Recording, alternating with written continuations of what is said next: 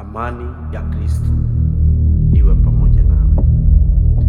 Leo tuko na fundisho kuhusiana na usiku na mchana, ambapo tutakuwa ni sehemu ya 4 na itakuwa ni sehemu ya mwisho katika hili fundisho. Najua sehemu 3 ambazo zimepita hapo mwanzo zimekuwa za baraka kwako, na kama ukuweza kuangalia, basi ukipata nafasi ya kupata hii video, ninakusihi katika jina la Kristo unaweza ukarudi nyuma na kuangalia sehemu ya kwanza, ya pili na ya tatu. Leo tunaangalia sehemu ya 4 na fundisho kuhusiana na usiku na mchana, na Mungu ndugu na dada zangu, kwa wale wote ambao wamemjua Yesu, kwa wale wote ambao waliweza kuingia katika nuru na wakafika katika wakaona mwanga wa Kristo ndani ya maisha yao, mwanga wa Kristo ukajaa ndani ya roho zao, halafu mwishowe wakavutiwa na matendo ya giza, kwa njia nyingine wakarudi katika njia ya kale, matendo ya kale.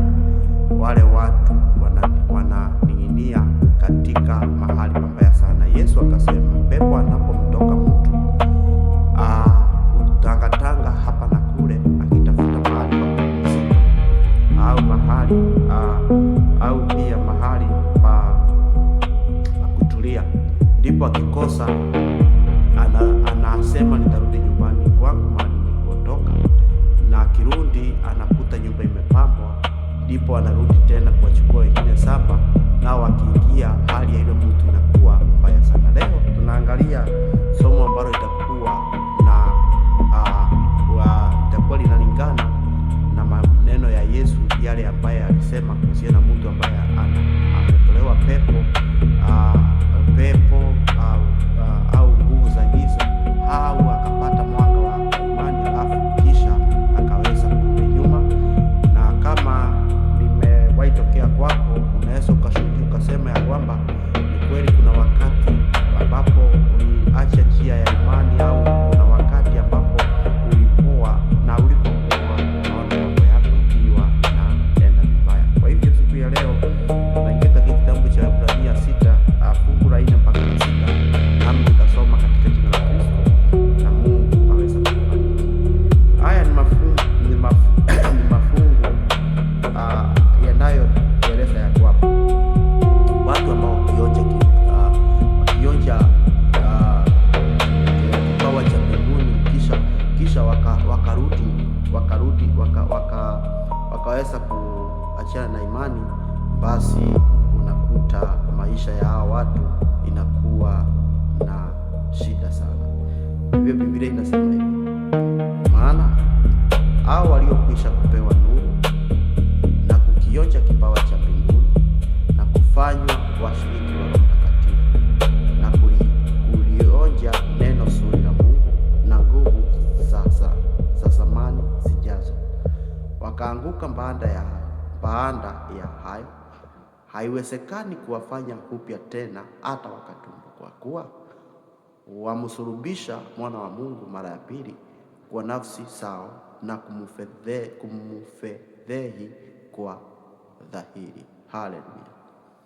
Kuna watu ambao wamekuwa wakicheza kuna watu ambao wanachezea imani, na hata mahali pengine Yesu akasema kuna dhambi nyingi watu wanaweza wakasamehewa na Mungu wanapokosea, ikiwemo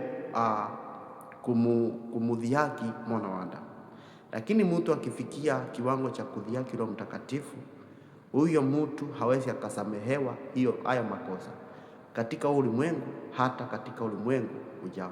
Hili nalo ni fundisho ambalo limelingana na hilo kabisa, pamoja na ile ambayo nimekuambia hapo nyuma, ya kwamba pepo akimtoka mtu akaenda, kirudi tena, huyo mtu hali yake inakuwa mbaya kuliko ile ya mwanzo. Ni nini kinafanya mtu asikusamehewe dhambi? Je, Mungu anataka mtu akufe akiwa mwenye dhambi? Swali ni hapana. Sababu inayofanya mtu asisamehewe dhambi si kwa sababu ya kwamba Mungu aweza kukusamehe, ila ni ile dhamiri ya ndani, ni ile hali ya ndani, ile nafsi ya ndani ya kujua dhambi na makosa, inakufa. Wewe siku zote utakuwa unaona unafanya mambo yote yakiwa sawa. Hauna haja ya kuomba msamaha, hauna haja ya kutubu. Yaani siku zote, hata ukiua, hata ukiimba, hata ukifanya nini, hata ukifanya usherati, mambo yote ambayo unaona ukiyaishi, maisha yako wewe ambayo unaona ukiyaishi, unaona ukiishi maisha yaliyo sawa kabisa. Hakuna mtu anaweza kukutoa katika maisha. Ndipo tunaambiwa mtu yeyote ambaye anaonja kipawa cha mbinguni na kufanywa washiriki wa Roho Mtakatifu. Sikiliza, ukifanywa washiriki wa Roho Mtakatifu na kulionja neno zuri la Mungu na nguvu za zamani zijazo, haleluya, wakaanguka baada ya hayo, haiwezekani kuwafanya upya tena hata wakatubu, kwa kuwa wamsulubisha mwana wa Mungu mara ya pili kwa nafsi zao na kumfedhehesha kwa dhahiri. Ni hatari sana ndugu yangu, ni hatari sana dada yangu, kama umeweza kuonja kikombe cha wokovu. Wacha kuvutiwa na matendo ya kale, wacha kuvutiwa na maisha ya kale, mahali ambapo Mungu alikutoa na alipokutoa alikutoa hapo ili akuweke katika nuru. Wacha kurudi katika giza. Ulitoka katika ufalme wa giza, ulitoka katika ufalme wa giza na sasa uko katika ufalme wa nuru. Kwa hivyo shikilia kile Mungu ambacho mahali Mungu amekuweka. Shikilia imani, wacha kurudi nyuma ndugu yangu. Watu siku ya leo, kama kuna watu wabaya katika imani, ni watu waliookoka kisha wakaacha imani. Hao watu, kitu ya kwanza tumeambiwa, ni vigumu sana hao watu kurejeza. Ni vigumu sana. Hao watu ndio wanafanyika kuwa silaha ile mbaya kabisa katika imani. Yesu akasema, ndugu atamsaliti ndugu na mtoto atamsaliti mzazi wake, na mzazi vile vile atamsaliti mtoto wake. Kwa sababu ya nini? Sababu ya imani. Ni kwa sababu ya watu kama hao. Amen. Petro wa kwanza sura ya pili fungu la 9 na 10, mafungu haya mawili yanasema hivi: basi ninyi ni mzao mteule, ukuhani wa kifalme, taifa takatifu, watu wa miliki ya Mungu, mpate kuzitangaza fadhili zake yeye aliyewaita mtoke gizani mkaingia katika nuru yake ya ajabu. Ninyi mliokuwa kwanza si taifa, bali sasa ni taifa la Mungu. Mliokuwa hamukupata rehema, bali sasa mmepata rehema. Amen, amen, amen. Ni mwito hapa, ni mwito sasa tunatolewa, tunaambiwa ya kwamba sisi tumekuwa ukuhani wa kifalme. Tumekuwa watu ambao wanastahili sasa kutangaza hii Injili kwa wale watu ambao tayari hawajapata nuru, kuwaambia ya kwamba Yesu anawapenda. Hata wale wamerudi nyuma, tuambie ya kwamba Yesu anawapenda.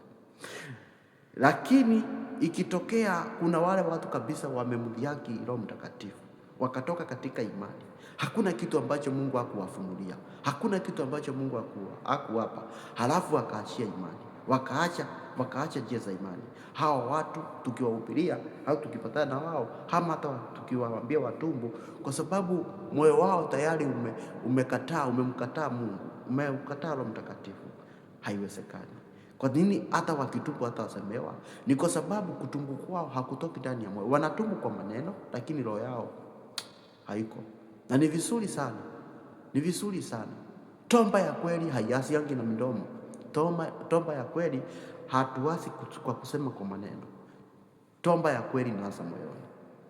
Mtu yeyote kabla hata ya kumuombea, tayari toba yake anakuwa amefanyia moyoni. Mtu yeyote ambaye anaokoka,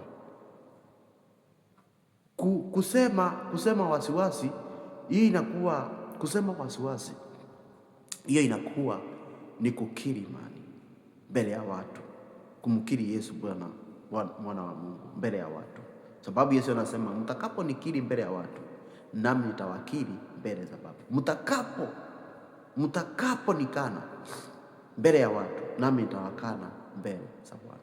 Mungu atubariki sana, tusaidie, tushikilie imani. Wewe ndugu yangu, wewe dada yangu, wacha kurudi nyuma. Acha, shikilia kile ambacho Bwana amekupa. Shikilia imani. Wacha kurudi nyuma, wacha kurudi matendo ya kale. Mungu anakupenda na anataka uendelee kuonja kipawa cha mbingu. Mungu akubariki na kutende mema, na ni katika jina la Kristo. Amen, amen, amen.